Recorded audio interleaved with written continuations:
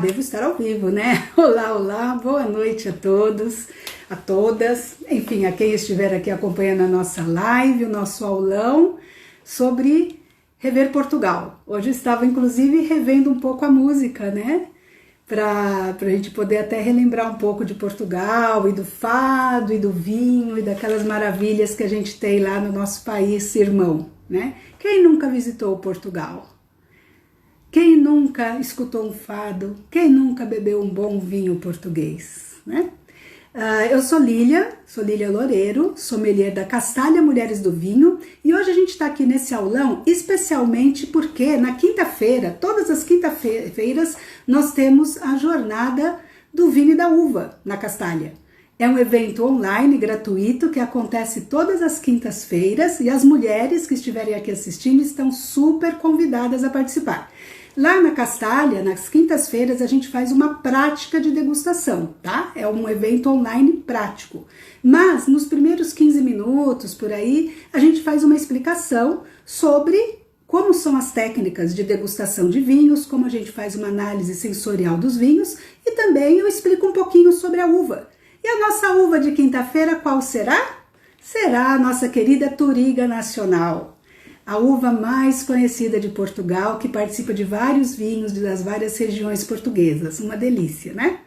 Como lá na Castalha não dá tempo da gente falar muito, né, sobre as regiões e aprofundar muito, porque lá realmente nós partimos para a prática da degustação, cada uma com seu vinho e cada uma em casa. Aqui então eu resolvi hoje fazer esse aulão para a gente poder comentar um pouco sobre os vinhos de Portugal. É claro que eu também não vou conseguir falar tudo sobre vinhos de Portugal aqui, porque Portugal, como muitos países da Europa, é um mar de vinhos. A gente tem várias regiões, vinhos deliciosos, diferentes, com características muito típicas, locais, com uvas que são realmente de lá, né, da região. E é isso que traz esses vinhos se tornem tão diferentes. Além do que, os vinhos de Portugal também, em geral, são blends, que misturam muitas uvas, né, e conseguem justamente essa composição que tanto agrada a nossos paladares. Olha lá o pessoal chegando, tá chegando a Eugênia, isso? Tá chegando a Kátia. Oi Kátia, tudo bem? Vamos chegando aqui, eu tô começando agora, somente me apresentando, né, e comentando aí o que a gente faz nas quintas-feiras. Nessa nota quinta-feira, então, a gente vai ter a Touriga Nacional lá na Castalha. Quem tiver interesse, né, de participar das reuniões da Castalha, também é fácil, mas tem que fazer uma inscrição prévia, tá? Porque a gente entra dentro de uma plataforma exclusiva. Então, quem quiser fazer a inscrição também, aqui na bio do Instagram a gente tem o link da nossa jornada do vinho e da uva, ou eu deixo aqui também o nosso site, que é muito simples, mulheresdovinho.com.br. É o site da nossa tribo das castalhanas, tribo das mulheres do vinho. Bom, começando a falar um pouquinho de história de Portugal, né? A gente tem que lembrar que toda a Europa, todos os países, né, europeus, eles têm uma longa tradição de vinhos, né, e de cultivo que remonta a séculos, né? E os historiadores comentam que quem trouxe os vinhos para a Península Ibérica, né, foram os fenícios nas suas viagens, né? Eles viajavam muito pelo Mediterrâneo e fazendo todas essas viagens eles introduziram o vinho em Portugal e na Espanha. Então, a partir dali se começou a cultivar, e quando os romanos também invadiram todos aqueles países, aqui aula de história, momento história, eles também chegaram a ter ali o controle de todos os vinhedos ali da península, onde se produziam grandes vinhos. Então, também os romanos tiveram aí esse impacto ali nos vinhos, inclusive de Portugal. Passando um pouco mais adiante, quando Portugal fez acordos comerciais com os ingleses, também ocorreu uma coisa importante. Os ingleses, a gente sabe disso até pela nossa história do Brasil, né, que os ingleses e os portugueses se davam muito bem ali, faziam grandes acordos comerciais, e os ingleses, compradores de vinhos, né, de qualidade, e especialmente de Portugal, eles compravam, mas na origem. Então eles vinham para Portugal e faziam a compra na origem e começaram ali a desenvolver métodos ali de qualidade do vinho, a influenciar também nessa questão da qualidade do vinho, da produção. E outra coisa importante, alguns dos vinhos precisavam o quê? Ser transportados em navios. E os vinhos que a gente conhece, os vinhos tranquilos, esses vinhos que a gente degusta, né, normalmente os tintos, eles não aguentariam essa viagem de navio, de tão longo tempo. Então o que acontece? Eles começam também a desenvolver os vinhos fortificados, que são os vinhos que têm uma adição de álcool a mais, que fortificam esses vinhos, são os vinhos generosos ou fortificados, que atingem aí 14, 18 graus de álcool, né, por conta desse álcool a mais que é colocado no vinho, mas que eles aguentam a viagem. E aí surgem o quê? O quê? Os nossos vinhos do Porto. Oh, delícia, né? Oh, delícia. Ai, que delícia. Ai, aí eu me lembro, rever Portugal, parentes e amigos. Rever Portugal, o fado, o vinho. Desculpe aí, mas um momento emocionante. Então, mas aí voltando aqui para nossa questão aqui dos vinhos de Portugal, então aí começa todo um desenvolvimento, inclusive uma legislação mais assim acirrada aí com relação à denominação de origem de qualidade, né? A questão da qualidade dos vinhos. E isso é muito bom, né? Porque até hoje a gente tem isso aí constante. Quem já pegou um mapa das variedades das uvas de Portugal e os mapas das regiões, vocês vão ver que tem um monte de uvas ali com vários nomes que a gente, né? Fala, caramba, que uva é essa, né? Trincadeira. Tem a Loureiro, tem uma uva chamada Loureiro, Alvarinho, várias, uma infinidade de uvas, né? Quando a gente fizer a castalha por países, aí a gente vai adentrar um pouquinho mais a fundo. Mas eu queria comentar com vocês a respeito da Touriga Nacional, que vai ser aí a nossa uva de quinta-feira, porque a Touriga, a gente sempre conhece muito ela da região, né, do Douro, de regiões algumas mais famosas, mas a gente encontra ela em várias regiões de Portugal. E eu queria mostrar para vocês que existe uma questão que é fácil da gente saber de onde vem o vinho, né, em Portugal, porque tem um etiquetado do vinho. Então, eu estou aqui com uma garrafa de um Douro, né, um vinho de Douro, que é a denominação de origem controlada, né, e aí a gente tem a etiqueta de Douro. Essa etiqueta é a etiqueta da denominação de origem. É ela que vai nos indicar que esse vinho é da região, né, qualificada do Douro. E, por outro lado, eu tenho um vinho aqui que é o Touriga Nacional, um vinho da uva Touriga Nacional, mas que já é uma DOC do Tejo. É de Tejo. Que delícia!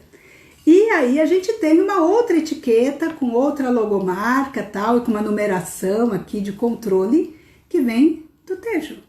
Então todas as garrafas, quando vocês forem comprar o vinho e tal, e se forem europeus e quiserem identificar a denominação de origem, olhem nesse etiquetado, né, que vai ser bem interessante. E no Douro a gente faz os vinhos generosos, a gente encontra os vinhos generosos, mas a gente também encontra vinhos tintos, né, da região do Douro, não só aqueles fortificados.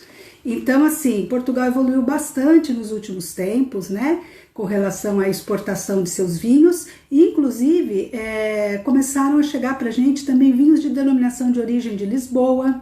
Eu vou até descrever assim, vou relatar aqui algumas das denominações de origens, né, que a gente mais conhece. A gente tem os vinhos verdes de Portugal, que também a gente conhece aqui, né, de longa data, que são vinhos com, a gente fala em espanhol, né, a gente fala com agurras, com aquelas borbulhas pequenininhas. Não chega a ser um espumante, mas ele tem as suas borbulhas ali, que dá uma característica muito importante, muito fresca, né? E é um vinho para ser consumido jovem, gente, é para ser consumido jovem. Depois a gente vai ter a região de Douro, né, do Porto e do Douro, e a gente vai ter também algumas denominações como Tejo, e a gente encontra muito aqui no Brasil os alentejanos. Inclusive existe uma importadora maravilhosa de vinhos portugueses, que é a Adega Alentejana, mas ela tem de todas as regiões. E os vinhos do Dão também, os vinhos do Dão que trabalham a Touriga Nacional de uma maneira muito incrível, né? Temos aí Península de Setúbal também, tem Trás-os-Montes, Beira Interior, tem Açores, né? E temos o vinho Madeira também, o vinho Madeira, que é um vinho também fortificado, né? E assim, realmente Portugal é incrível. Quem aqui já viajou para Portugal? Quem já tomou vinho nacional em Portugal? Vamos lá, me contem aí as suas histórias de Portugal. Quem mais está aqui? Ah, ali. Ah, a Josimara entrou também. Uma coisa que a gente lembra também de Portugal, e aí vai muito junto com os vinhos, é a gastronomia, né, gente? É a gastronomia. Ah, a Kátia tá dizendo que ela comprou do Dão, 100% Touriga Nacional. Ah, muito bem. Ah, sua mãe é Trás-os-Montes. Sabe que meu bisavô, eles são de Trás-os-Montes também. Loureiro vem, é de laurel, né, da folha do louro. Mas loureiro é uma uva também. E tem uma coisa curiosa, como Portugal e Galícia muito próximas, então algumas uvas, né, que tem no norte de Portugal também tem no norte da Espanha, lá na área de Galícia, né? Então tem a Alvarinho, que é Albarinho, né? E tem a Loureiro, que é uma uva também, né? E meu sobrenome é Loureiro. E meus bisavós, eles cruzavam a fronteira do norte de Portugal para trabalhar na Espanha e dormir em Portugal, né? E eles eram de Trás-os-Montes também. Então, mas voltamos aqui para a gastronomia portuguesa, né? E aí a gente chega naqueles pratos deliciosos da gastronomia, mais famosos o mais famoso é o bacalhau, mas na verdade, quando a gente vai lá para Portugal, a gente descobre uma coisa incrível, né? E é que a gente já tem também agora, mas eu, quando viajei faz muitos anos atrás, era o seguinte, a gente tinha vários tipos de bacalhau, várias elaborações. Na minha família, como vinha portugueses, a gente tinha o quê? A bacalhoada, né? Aquela típica bacalhoada de batata, de tomate, as azeitonas e tudo mais, né? Ah, Luciane, tudo bem? Mas, quando a gente chega lá, a gente tem vários pratos com bacalhau, né? A Gomes de Sá, tem o bacalhau somente feito com molhos especiais, tem vários tipos de elaboração e faz parte do dia a dia do português, né? Então, assim, a gente percebe que às vezes pra gente aqui, que às vezes é uma coisa assim especial, é bacalhau defumado, e aí é uma delícia, porque aí você tem esses vários tipos de vinhos e conforme a elaboração você vai encaixando os vinhos, né?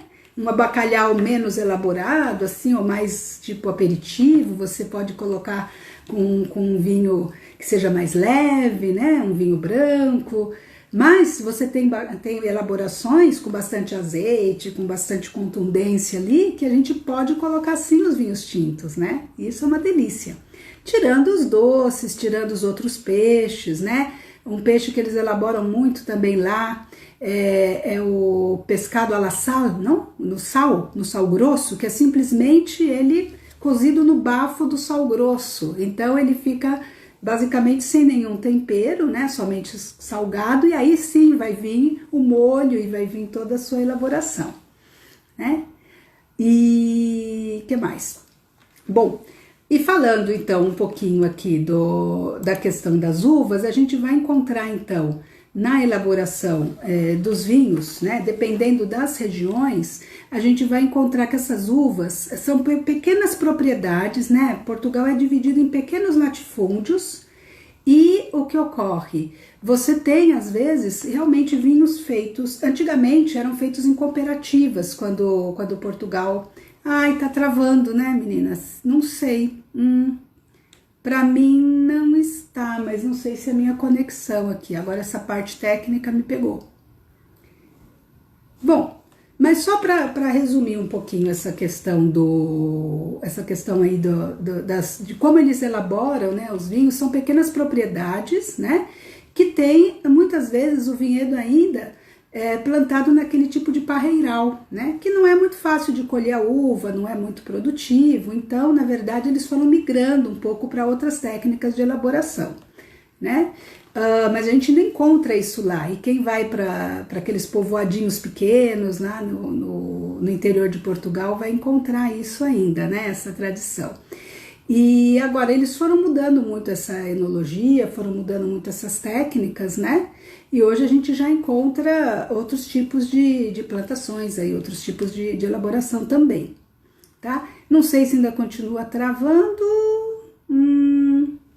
bom, enfim. o que eu queria comentar com vocês, né? Tá. Então, o que eu queria comentar com vocês também, né? É que a gente recebe aqui no Brasil vários vinhos. A gente tem assim uma infinidade de vinhos de Portugal. Então, eu acho bem legal a gente fazer assim, estudar um pouco dessas regiões específicas quando a gente for degustar. Mas uma coisa que é bacana também é que os portugueses começaram a vir ao Brasil para trazer suas técnicas de enologia, para trocar um pouco de figurinha aqui com a gente. E no Nordeste do Brasil eles implantaram um vinhedo e uma vinícola, né? No Nordeste do Brasil, onde começaram a fazer a princípio algumas experimentações e hoje já fazem vinhos lá, plantando também a Touriga Nacional e fazendo alguns experimentos aí com esta uva aqui no Brasil. Então a nossa união aí com Portugal ainda continua, né? Eu não sei se vocês, agora eu fiquei na dúvida aqui se vocês ainda estão, se ainda está sendo transmitido, mas acho que aqui não tem problema porque fica gravado. Bem, eu acredito assim que a gente, para poder ter uma opinião sobre os vinhos, a gente deve degustar. Então, o meu recado que fica para todas, né, é que a gente realmente aproveite desses vinhos e deguste. A questão de saber se a gente gosta ou não de um estilo ou outro de vinho, que é uma questão de gosto pessoal, vai depender muito da gente provar e da gente, enfim, provar a diversidade. E eu acho que em Portugal o que a gente vai encontrar é justamente isso, é muita diversidade. Eu agradeço vocês que estão acompanhando aqui nosso aulão aqui dos vinhos de Portugal. E agora melhorou, né? Então tá bom, perfeito. Então, e assim, eu não sei agora se melhorou, se não melhorou. Agora eu fiquei na dúvida aqui. Deixa eu ver aqui se eu faço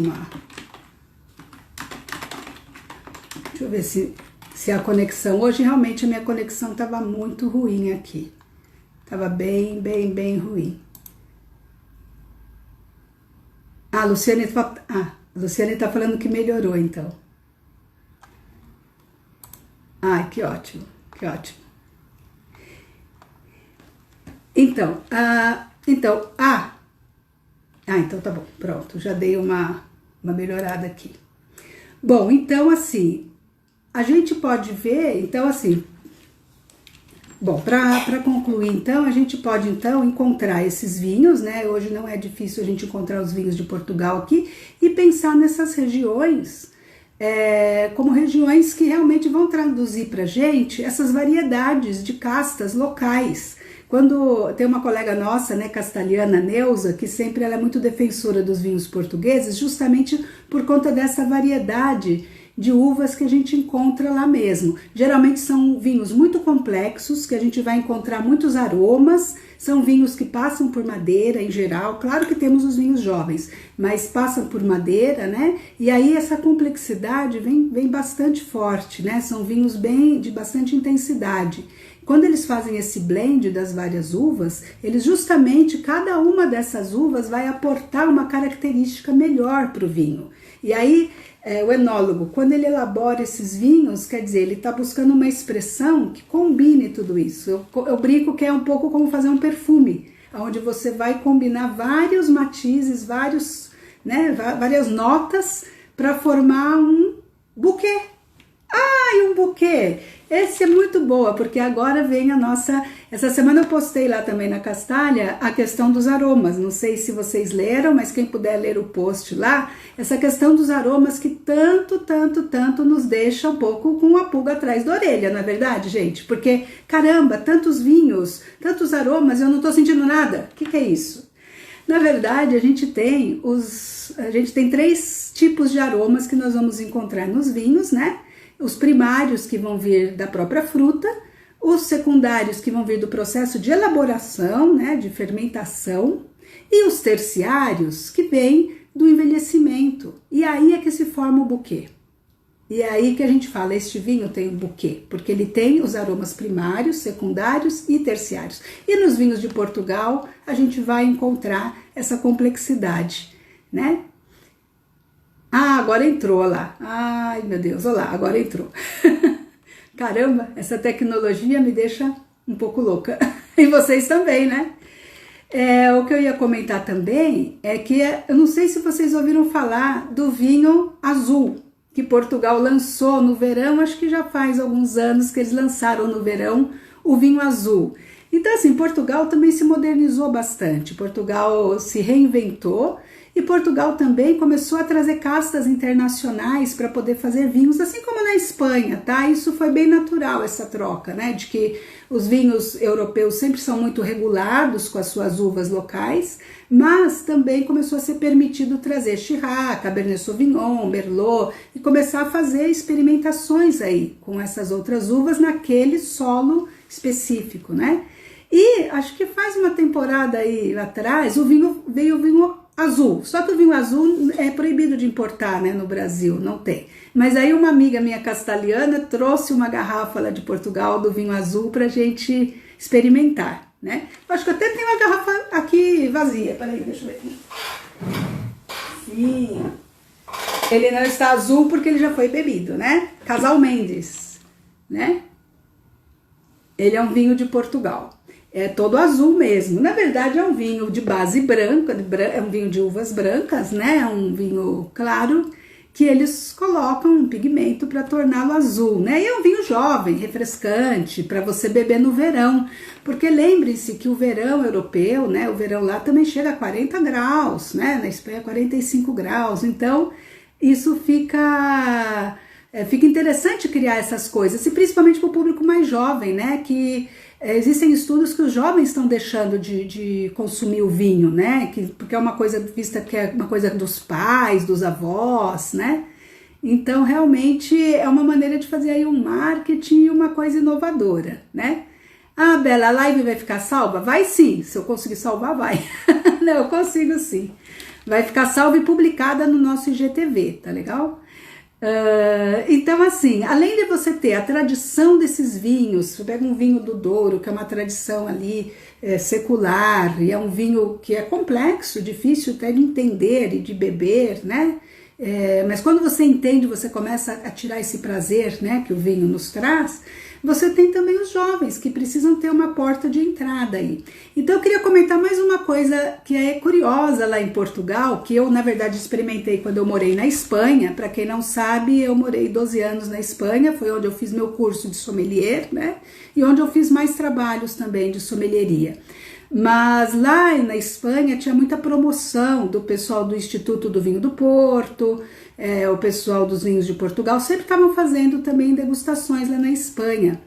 E o curioso é que o pessoal do Porto, por exemplo, no verão, eles têm o Portonic.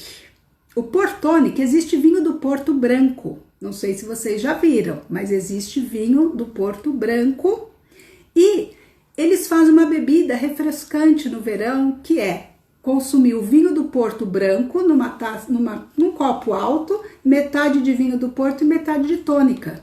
E fica uma bebida refrescante, uma maneira refrescante de consumir vinho do Porto branco.